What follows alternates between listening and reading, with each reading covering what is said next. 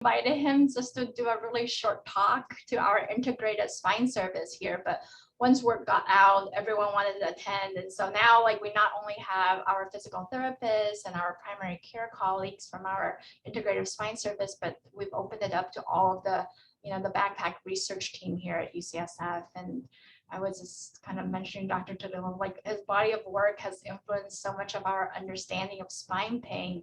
And, his treatment-based classification is taught to, like, so many of the therapists and also us as non-operative spine physicians.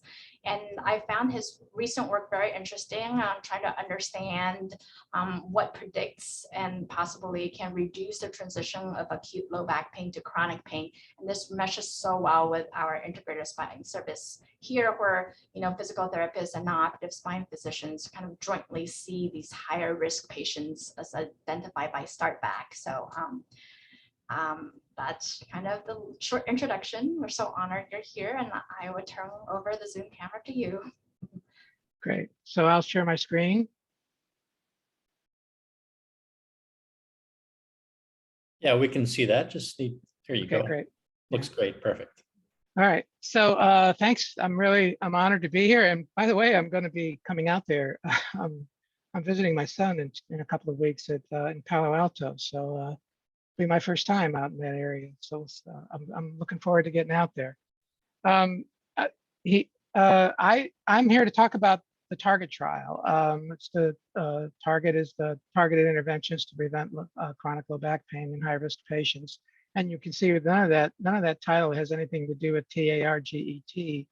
But we just got tired of trying to come up with some acronym that fixed that fit it. And we just said one day, we're just going to call it TARGET. And that's what we did. Okay. This was an answer to a request for proposal from PCORI for large pragmatic trials. And under this, there was one subcategory that they considered a very high priority for them, and that was preventing the transition of acute to chronic low back pain. So right away, just to, a couple of caveats here, we answered an RFA. The RFA asked for a pragmatic trial, and then on it, and it very specifically wanted this prevention of acute to chronic low back pain. We were lucky, we got funded. This is my slide that basically tells you low back pain is a problem. I love this quote from Rick Dio, low back pain is an illness in search of a disease. It's all the way back, and when I started looking at this very, in earnest, back in the 80s. Yeah, I have a lot of gray hair. When the Quebec task force came out, and we all were, all excited about somebody finally saying, yeah, I don't know that finding the diagnosis here is really going to guide us very well because it's just so elusive. You fast forward until today, and it's become, really for the most part, I think man's most expensive benign condition in industrialized countries. And this is a study that was put out, and I'm sure you're all familiar with it, by Dielman and his colleagues. And it was put out in 2019. And this list of payers, if you look at it really closely, if you look at private insurance, low back pain ranks #1. If you look at public insurance, it's #4. Still, when you think about this, this is unconscionable, really. A condition like low back pain, if somebody told me cancer costs a lot of money, or they told me that, heart disease, or, I'd say, yeah, these things should cost a lot of money, but back pain, should it really take this much of the healthcare dollar? And the out-of-pocket expenses also, very, very high. So we're talking about a very expensive condition. And then when you look at what the money's being spent on, a lot of the money is spent on very low value care. And when I say low value care, let's just suffice to say it's certainly guideline non-concordant care. We spend an enormous amount of money on low value care, and that's really low hanging fruit. When we talk about trying to reduce costs in the healthcare system, this is one way we should be thinking about doing it. The TARGET trial is a large multi-site type 2 effectiveness implementation design. We were doing effectiveness research. It was a randomized trial, but we were also there was a very large proponent of implementation in the trial. We had to conduct the study, in real life, in primary care clinics, and the intervention was done in community-based physical therapy clinics. In summary, we started out with 5 centers: UPMC Pitt, Boston Medical Center, Johns Hopkins, and Intermountain Healthcare. We also included in the beginning the Medical University of South Carolina, but they were a failed site, so we won't be talking about them as we go on. We never got that site off the ground. This is the randomization and target was by clinic, not by individual. So we randomized 77 primary care practices, and we enrolled more than 5,000 patients. And our real question was, could we prevent chronic low back pain by prompt referral of high-risk patients based on a start back to patients all with acute low back pain to what we call psychologically informed physical therapy. Why primary care? We reached out to payer stakeholders, payers, and as well as insurers. When we started looking for recruitment sources for the study, we were thinking, let's go where all the patients are. Primary care wasn't really in our thought process. As soon as we talked to payers, primary care what represented a site, number one, where there were a lot of patients, and number two, where there was a lot of care that could be improved, the care processes that could be improved. So this is where they encouraged us, and this is why we designed the study to go primarily into primary care. This gives you a little map of what we look like. Boston Medical Center, Medical University of South Carolina. We really recruited these 2 sites because very high prevalence of patients from underrepresented groups. Picori is big on that. And then of course we had Hopkins and UPMC Pitt, which we are part of a clinical data research network from Picori. Both Hopkins and Pitt are part of that. And then we had a long-standing relationship with Intermountain Health, and we have done a lot of work together. Our main question, can chronic low back pain be prevented by prompt referral of high-risk patients with acute low back pain to psychologically informed physical therapy?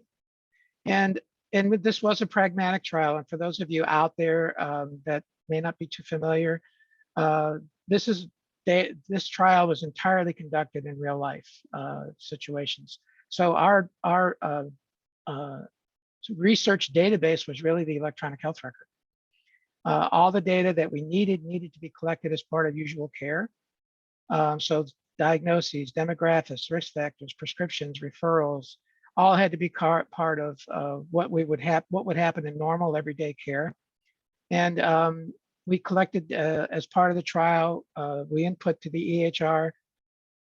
Everything that we did was deemed to be part of usual care. So screening questionnaires, which included whether or not the patient was acute or chronic. Also our risk stratification, the start back tool, and baseline outcomes were all part of usual care. So in the primary care clinic, the initial contact with the patient, there was no consent needed. This was considered quality improvement by our IRBs. If you look at the Precis diagrams, and we thought, the further you get the Precis diagram out toward 5, the higher your score would be on our reviews, and we were wrong about that. You really can't have a pragmatic trial that lays all the way out here with 5s all the way around on a Precis scale. Otherwise, you're going to be comparing to usual care. You have to do some things like in the organization and the delivery and adherence and follow-up that are different, although to deviate from usual care, which is what we had to do. So in order to get these referrals for PIPT out, to get the patients recognized, to get the delivery of care out, we had to perturb the system enough where we weren't in the end going to be just comparing to usual care groups. So the transition to chronic, this is what I like to refer to as the holy grail of low back pain management. And the depiction here on the side of the faucet overturning, this represents just these patients who have back pain, and then when they overflow the side, they've already become chronic. And our job, most of us are working by mopping the floor up, by treating these patients who are already chronic. And I think if I ask any practitioner out there, would you rather see a patient who's acute or would you rather see somebody who's already chronic? Almost everybody would say they'd rather see them acute, yet almost all of us are seeing patients when they're already chronic. And obviously what we're trying to do is turn the faucet off. We really, that's the most important thing, try to prevent the chronic. And this is what we were trying to do in the target trial. The first thing we had to do is come up with a definition of chronic. And let's suffice to say that the definitions of chronic were highly inconsistent. But I happen to be a member of this NIH task force on research standards for chronic low back pain. And we did come up with a consensus-based definition of back pain. And we were able to take that definition and turn it into a questionnaire. And really, it was 2 questions, which was highly pragmatic. We could put that into the portal and get every patient with back pain asked this question. So if they patient had less than three months or less of pain, they were acute, provided they also didn't have pain for more than half of the if they weren't bothered by pain more than half of the time in the last 6 months. So chronic were people that were more than 6 months or people that were bothered with back pain for more than half the time. So this is the combination that went in, and we had a great definition of chronic, and we simply defined acute as patients who were not chronic. Simple as that. And then I know there's problems with that, and we can talk about that to some extent. But when you're running a pragmatic trial, we just wanted to make sure we eliminated the people who were chronic from the cohort, and this is how we did it. Now, once the patients were not chronic, we administered the Starcraft Tool, and everybody here is familiar with the Starcraft Tool. This is the 9-question start back, and you start to look at, when you start to see questions 5 through 9, you begin to start thinking about the psychological obstacles to recovery that Startback talks about a lot. And Startback categorizes people in the risk stratification as high risk, medium risk, and low risk. And the high risk group was a group that we were after. So you can see this is the, according to most studies going out there, that's about 25% of the people that you see are going to be high risk. So we were focused on the high risk, and that was the idea of the target trial, targeting high risk.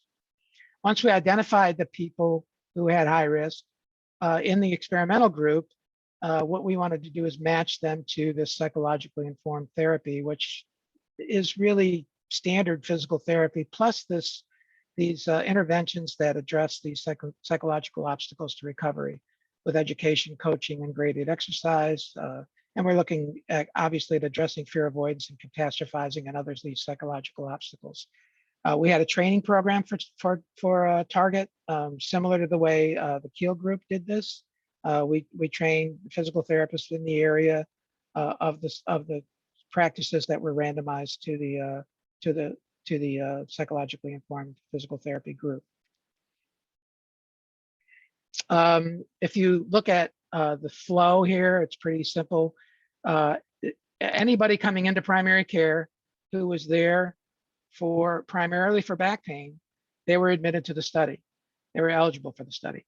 The baseline measures included this chronic questionnaire, and if they were chronic already, they were immediately excluded. If they were not chronic, a Startback was administered, as well as a baseline Oswestry questionnaire. All of this was done either on a portal or through tablets that we provided to the primary care clinics, or direct input into the electronic health record. Okay, and what we did in the experimental group, this is the actual trial. These were only the acute people with high risk. In the practices that were the usual care plus the psychologically informed therapy, we automatically created a best practice alert for psychologically informed physical therapy. And all the primary care physician had to do when they were in the room, the best practice alert was teed up for them. They just had to click the best practice alert. And from that, in 2 of our sites, the psychologically informed physical therapy referral was sent directly to the integrated physical therapy providers in Intermountain and UPMC. In the Boston Medical Center site, a patient navigator got that and worked with the patient to get them into psychologically informed physical therapy. And then the Johns Hopkins site, the patient was given the written referral for psychologically informed therapy and given sites to go to for that. So that was the highly pragmatic part of it. It was all pretty much automated throughout the process. Depended heavily on number one, the primary care physician clicking the best practice alert, and number two, the follow-up with to get the patient into psychologically informed therapy. We also followed the low to moderate risk group as just a large cohort. And then we did the same thing at 6 months. We did a questionnaire to see if they had transitioned to chronic. We also had a PIPT checklist for this group. It was our semblance of trying to get some sort of treatment integrity. And that checklist was sent back to the primary care physicians. It was designed to be sent back to the primary care physicians. So the 6-month follow-up was just seeing if they transitioned to chronic and also doing an oswestry measure. Then we also looked at 12-month resource utilization based on electronic health record data. So that was the design of the study. So you're dying to hear the results, right? Well, it didn't work. When we look at oswestry scores comparing the usual care plus PIPT to the just usual care group, you can see that these oswestry scores are pretty much parallel. There was reduction, but we didn't see much of a difference. And when you look at the actual dichotomy transition to chronic, we expected, we hypothesized a 50% reduction. Obviously, we were nowhere close to that. And we looked at we actually looked at this both from the standpoint of the definition of chronic, but we also looked at it with the 2 sub-definitions of the duration plus the percentage, the number of people who answered that they were greater than 50% in pain over the last 6 months. Either way, it was a null trial. We also published a risk factor associated with transition to acute back pain that was in JAMA Open and found some pretty interesting. This was where we took the whole cohort of people, not just the high risk, but the high, medium, and low risk group. Okay, and we looked at them across the risk strata. And the most important thing to realize from there is that number one, it's the ability of the StartBack tool to risk stratify is pretty compelling here.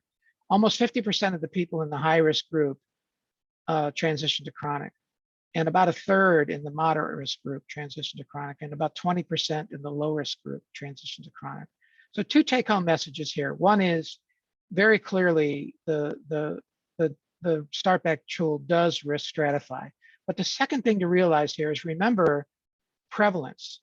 This is only 25% of the people. So 49% of the 25% transition to chronic, but 19% of the 70-something percent transition to chronic in the low risk. So we've still got a lot of transitioning to chronic going on across the risk strata. And the other thing to keep in mind is this really points to it being, more than behavioral, or at least more than what the StartBack picks up on. Okay.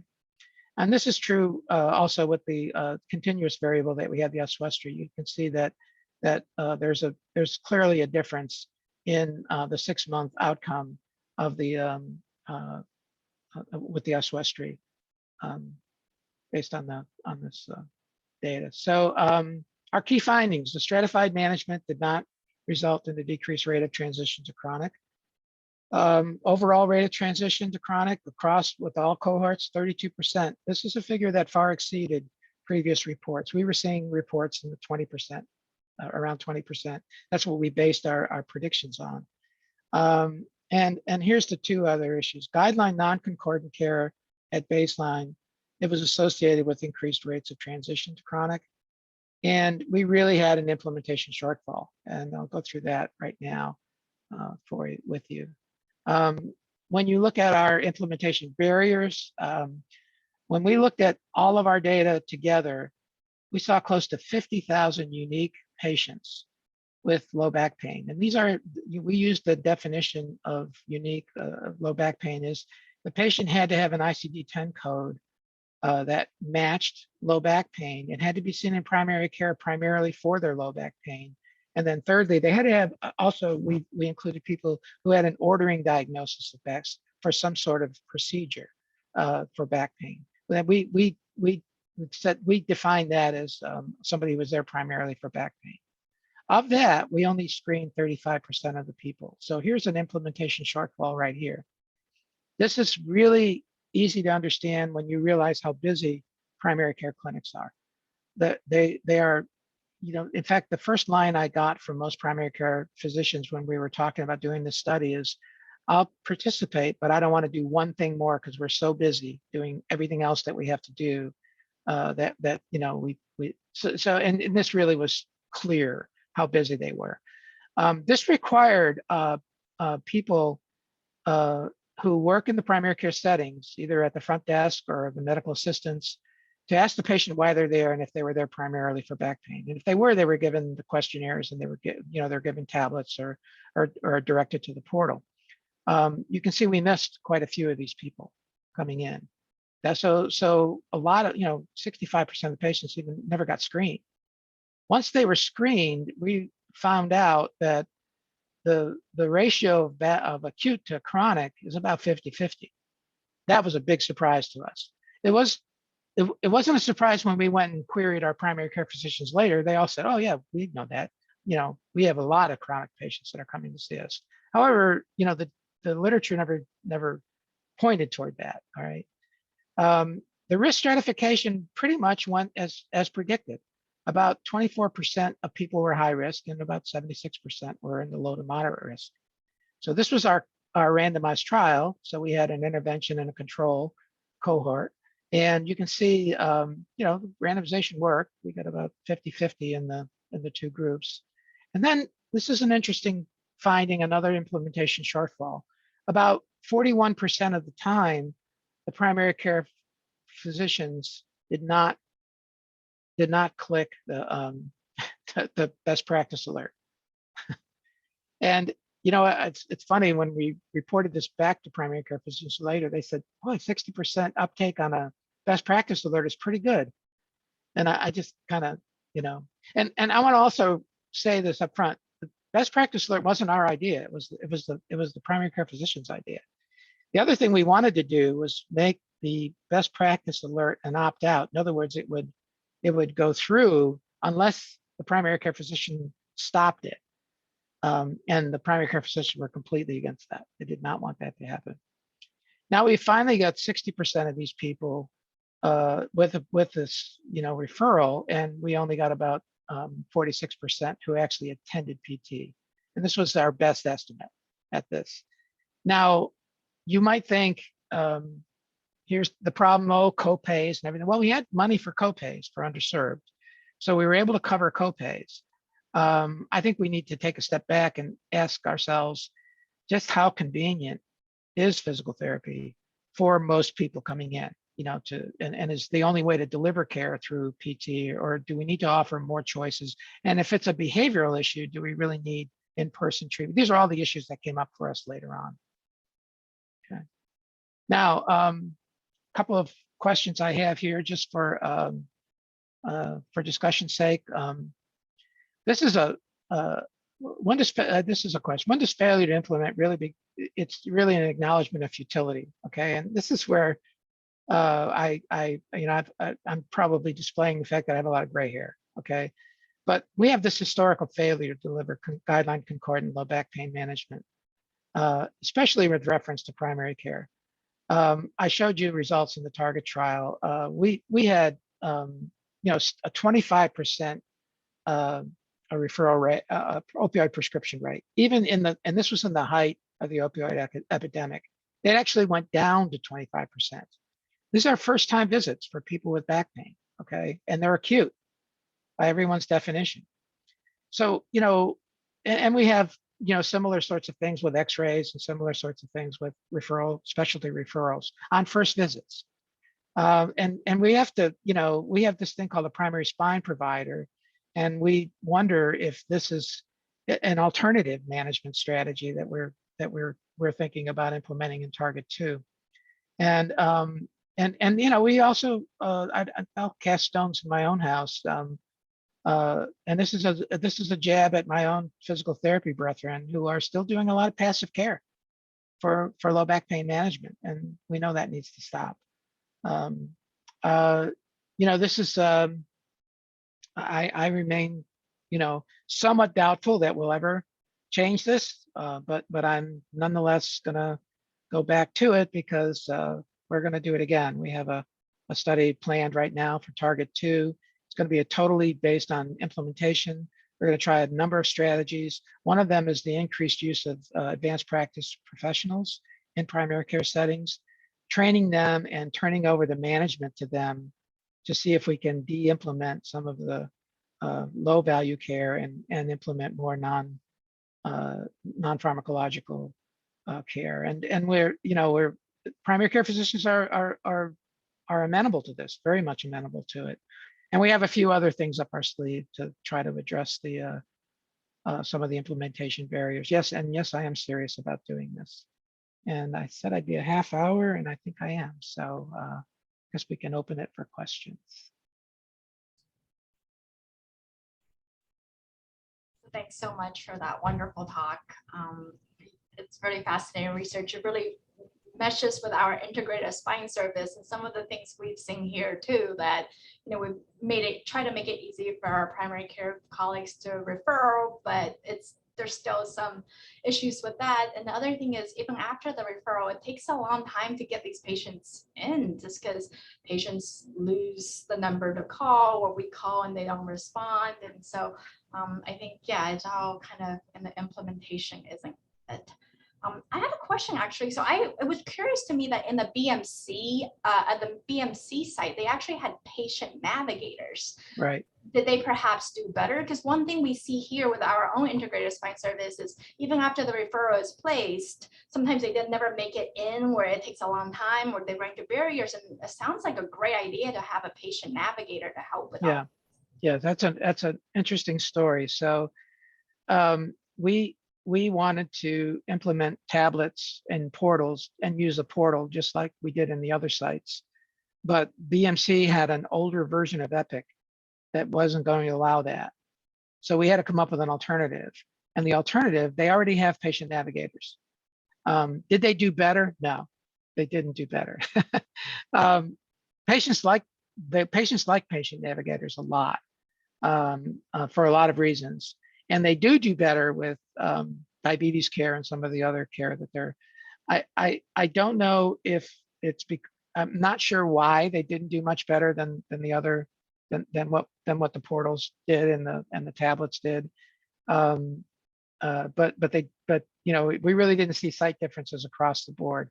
One thing I will say is Boston Medical Center had one of the site differences they had was they had lower rates of opioid prescriptions. And that was a surprising counterintuitive finding, because generally you have higher rates of opioid prescription when you have when your clientele is mostly underserved.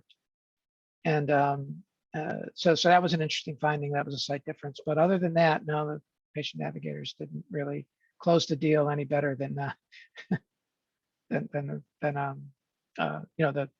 best practice alert.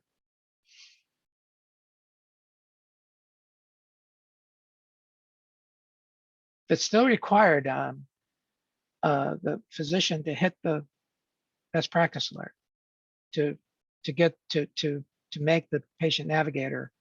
So you think to bring it to the attention of the patient navigator. Yeah. Yeah. Maybe the barrier was still the busy PCPs. Yeah. That's definitely possible. Yeah. I think if other people have questions, you can raise your hand or just speak up or put it into the chat and we can call upon you. I got some other questions. I mean, I'm still grappling with what you guys established in the multidisciplinary working group about this definition of chronic low back pain and defining acute low back pain as the negative of that. Because me, in some ways, I would think that you could have like episodic back pain, like lots of back pain over a long time, and so never quite meet that definition of chronic low back pain. Like what are your thoughts about that? Like, do you think we're capturing different populations by this, like by how we've defined it? Yeah, I think I'll just tell you how I justify it, but I want to first begin by acknowledging the fact that this is that it is not a good definition of acute to say a person's not chronic. However, if your goal is to prevent the transition to chronic, then why not start with what you're looking for, which is what we did, and then say, so that you could say emphatically in the beginning, these people were not chronic when they came in, right? Now, whether or not they were acute, that's another story. I am sure that, I don't know how many people, there are 53 people here. If we started a conversation on trying to define acute, how long do you think that conversation would last? And how many different definitions do you think we would have? I've been through these, honestly. My eyes start to cross when people start talking about, well, you have acute on chronic, and you have all these things that people throw out. And the interesting thing is they're legitimate. They're all very well thought out. But at the same time, if you're going to do a pragmatic trial and you're in a very, very busy primary care clinic, and we're lucky we got 2 questions into it. I think any more and they would have thrown us out, So and don't forget, we had the 9 other questions on the start back that we had to put in, and then you got 10 on the US-West. We were really pushing our luck in the primary care clinics to get those. And they were done on everybody. Don't forget, they were done on the people even in the usual care group. Yeah. No, I mean, so it's all about implementation on what's feasible, right? So that's a very good point. We have 2 questions to the chat, and one is from one of our physical therapists, Rami, and he's asking, how do you think the classification of low back pain might affect this data versus all-inclusive low back pain diagnosis? This is in reference to the Julie Fritz classification of low back pain. Well, I don't think based on how we did the study, it would make much difference because we all use the same ICD-10 codes. So we're including, remember when the electronic health record is your data storage or your data repository, what you have in there is the ICD-10 codes, and that's what you're picking up on. And that defines your cohort, right? Which is highly generalizable. I mean, everybody has that same cohort of people. Now, if you wanted to overlay classification on top of that, what you'd have to do is we could probably do that in some of the cohort that we had in Pittsburgh, because we have that classification system in our electronic health record. And I don't know what effect it would have, because we would look at it, and we could look at it in the acute situation with all the patients that we saw, and we'd have to see if what was done with those people. I'm not sure exactly how it would make that much of a difference off the top of my head, though. There's actually a lot of good questions coming in. Yep. Have a moment for them. I can read them. Yeah. Do you think that the finding of high rates of transition to chronic dispels the notion that low back pain is a benign condition? Yes. Let me put it this way. I think the world overestimates spontaneous recovery. And I think the data is very clear on that right now. I think when we continue to get people saying, oh, back pain's not a problem, everybody gets better anyway. In general, there are people that are naive to the condition, and there are people that really don't. And in my experience in primary care, it's used as an excuse not to really engage and try to solve the problem.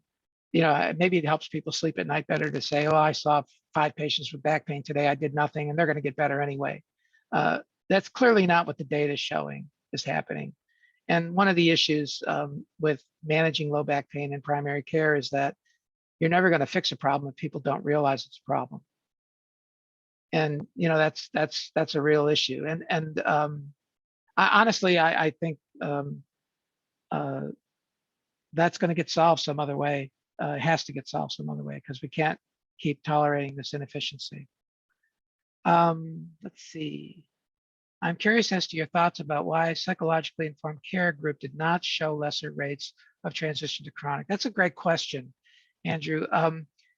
What I think we would need to do here before we could actually indict psychologically informed care is better implement the study. We don't know if we got a null result because of all that leakage on implementation, because don't forget, in the end, we measured everybody. It was intention to treat. So there's a lot of, I would be less inclined to indict the whole PIPT and start back approach until I solve some of the implementation issues that we had. I think that's what really has to happen next. And I'm looking at people like you, Andrew, to help us figure that out, because I know you don't have any say in terms of how to get primary care physicians to click on the best practice alert. But what you do have say in is when that patient is identified as high risk and acute, how do you get them into therapy? And how do you make sure that the therapy that's supposed to get done with that person gets done? And when you can better answer those questions, I think you can then better assess whether or not psychologically informed therapy actually works. It's the difference between a highly controlled trial where you make sure all that stuff happens versus a pragmatic trial where it has to happen in real life. And implementation becomes the key in real life. Let's see. Can you talk about the fidelity of the PIPT for those who did get referred? That's a good question. We can't speak too much about it. We designed a checklist that therapists would check off and then send back to the primary care physicians, and we designed it in such a way where it was part of the 30-day review that everybody sends one of these things in when they want to get renewed for a visit, for visits to PT, their referral renewals.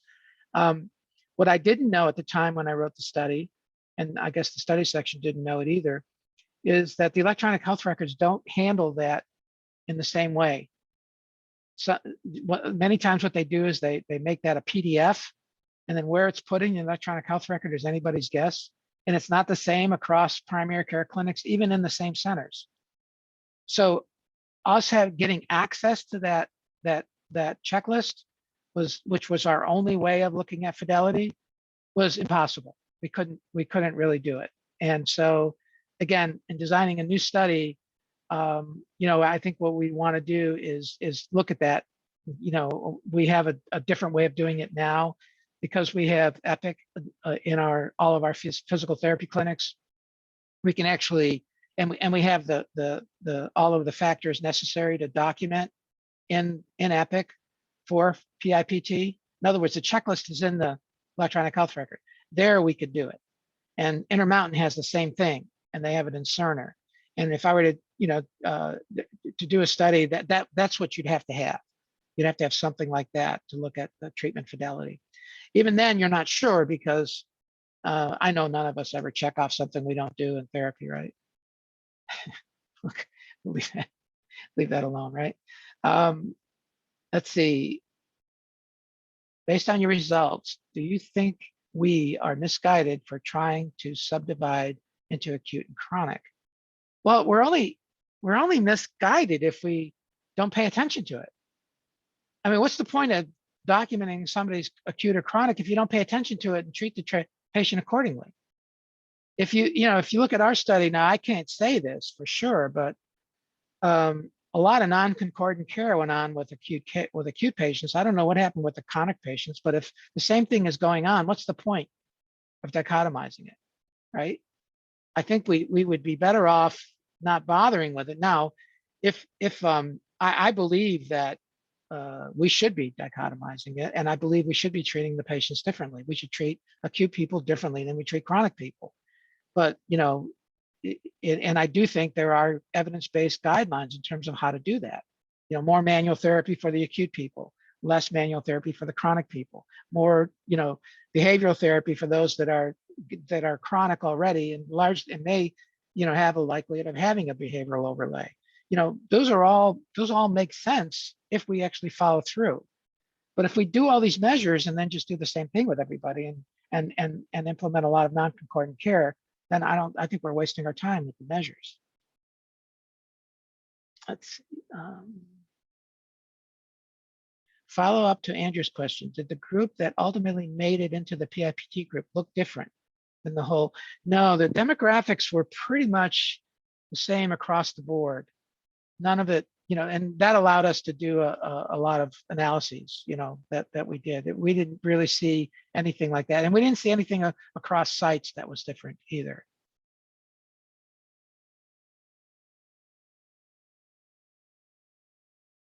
Was there an indication that the targets of PIPT change? Daniel, I don't get that question. Can you?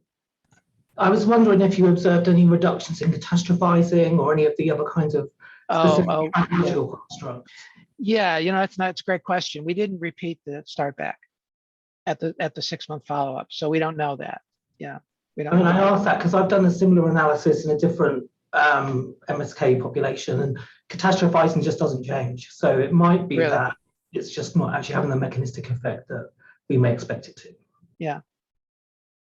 Interesting. I know Steve George was after us quite a lot to repeat the start back, but he was overruled largely because, you know, everybody was trying to do it as streamlined as possible. Now, I said earlier that the entire study was done on a QI basis, with the exception of the 6-month follow-up. We had to get consent for the 6-month follow-up. I couldn't make the case at that time that a 6-month follow-up was part of everyday care. Primary care physicians were not following people up routinely at 6 months. It would have been a real stretch for me to try to claim that that was the case. Nowadays, I think, again, in Target 2, we don't have to worry about consent in Target 2 because the whole study's implementation. So we really are going to be looking at de-implementing non-concordant care and implementing more non-pharmacological care. Those are the two measures that we're going to be primarily focused on. So a patient outcome is not of interest to us down the road. It's going to be a lot easier study to do. Well, I shouldn't say that. Obviously, the implementation barriers are going to be still quite a bit to overcome. But I think that also makes the results of the study so much more valuable, because if it's a study on implementation, then this would again help to feedback on how do we implement all these other things that we want to improve in back pain care and other aspects of MSK care. Yeah. There is one more question if there is time. Okay. Yeah. In your future ideas using primary spine specialists, do you envision tackling some of the barriers with a central physical location of PCPs and PTs where these clinicians interact regularly? Boy, that is pie in the sky, as you say. So we've studied co-location. And if you look in the literature, the best studies on co-location in behavioral health are the studies that were done out of Intermountain Health, where they clearly showed that when you co-locate behavioral health interventionists in primary care, outcomes are improved tremendously. The problem is, what's the economic model for that to sustain that? That really becomes the problem. Co-locating PCPs with PTs is a great idea. And I know they've done this also in EDs. They put PTs in emergency departments. But the economic models to sustain that is yet to be really put out there. And you know, just think about it. How do you go to a PCP and do you say, instead of this PA, we're gonna give you a PT? I don't think you're gonna buy that. They use physician assistants for a lot of other things than musculoskeletal care. How is that PT gonna bill? and then stay within some of the regulatory, and deal with some of the regulatory things that are there. These are the issues that I wish they weren't problems, but we know they are problems. Economics drives so much, and it's the reason I think we don't see a lot of co-location. Dr. Delitto, to that point, you said you were speaking to payers about the design of this trial. Did you get any sense that there's any traction on early access to physical therapy and PI physical therapy in terms of reducing costs? Like, are they aware of studies that show that? But the payers are all for it. They pay for direct access. Around us, they pay for direct access. They're all for it. I mean, I think the barrier is really the systems themselves. Let me put it this way. If we had concordant care with back pain and we got patients to the right providers, we would save money. That's what we'd like to say. But who are we saving money with? Are the providers going to save money? The providers are going to lose money. All that non-concordant care, we make a lot of money from. That really becomes the real challenge with value-based care and back pain. When we can all talk a game about value-based care, but implementing value-based care, when we've already admitted we do a lot of low-value care. When I say low-value care, it's providing income to who's doing that care, but it's not providing value. So we have to ask ourselves, what's going to happen with the income from that? I mean, this is what the real problem is. This is why I think it's easy for systems to say, we're going to tackle back pain. And then, you really have to get to the point of, well, what happens when we cut our surgeries down? What happens when we cut all our MRIs down? What happens when we, all these visits go down? Are you really ready for that? And most of them then don't really want to talk about it anymore. I'm being just honest and frank, guys.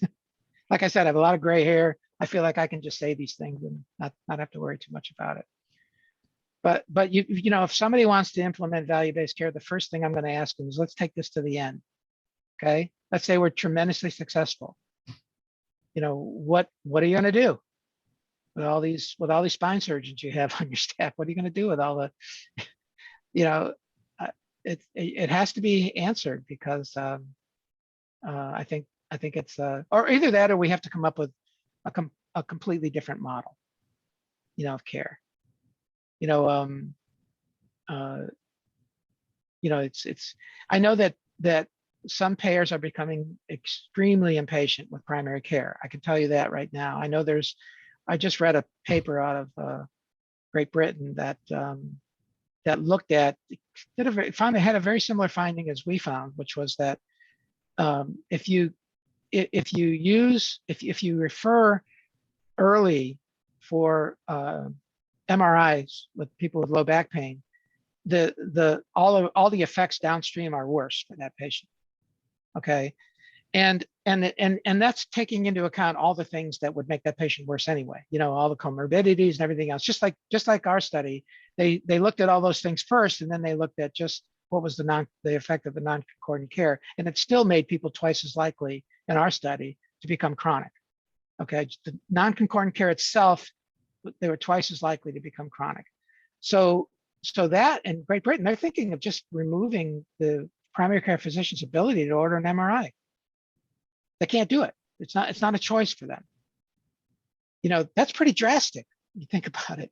And some of our spine specialists around here, and our non-surgical spine specialists around here, they're all for that. They think that primary care physicians should not be able to order an MRI. I'll let them fight that battle. I'm not going to make a statement about that. But these are some of the strategies that people are actually toying around with now.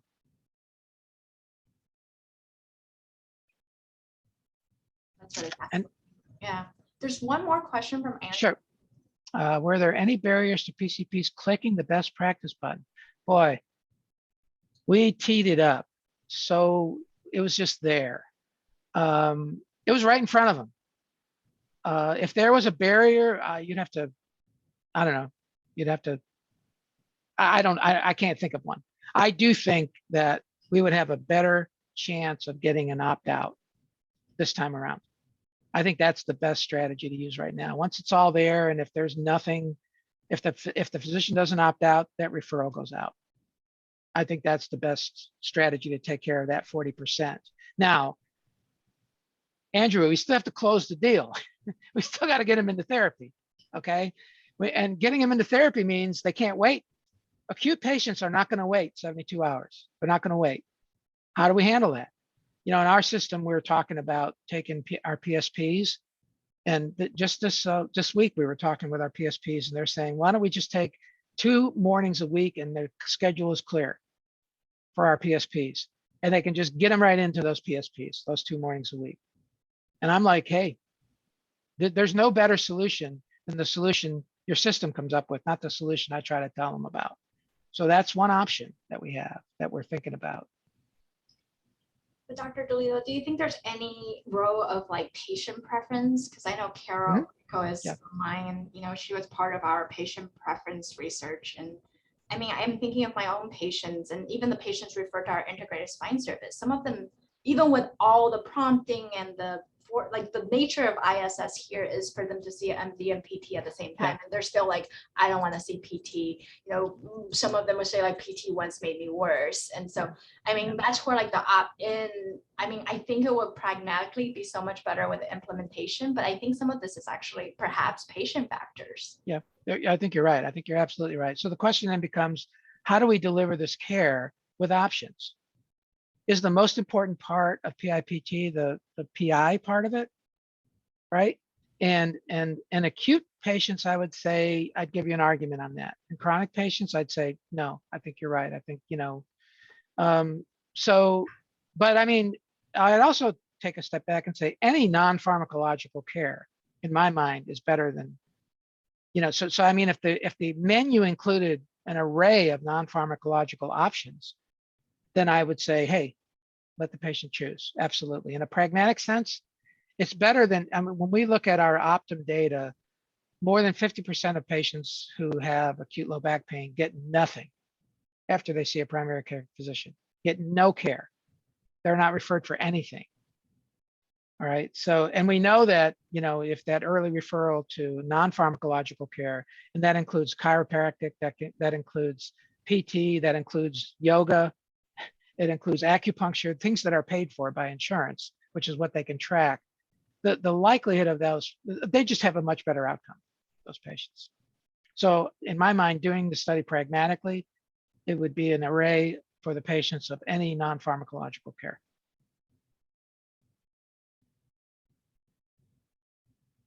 Well, thank you so much for taking the time, for going over welcome. so we can continue this discussion. I think we're all looking forward to target 2. Best of luck. And thank you so much. You're welcome. My pleasure. It's been it's great talking with everyone.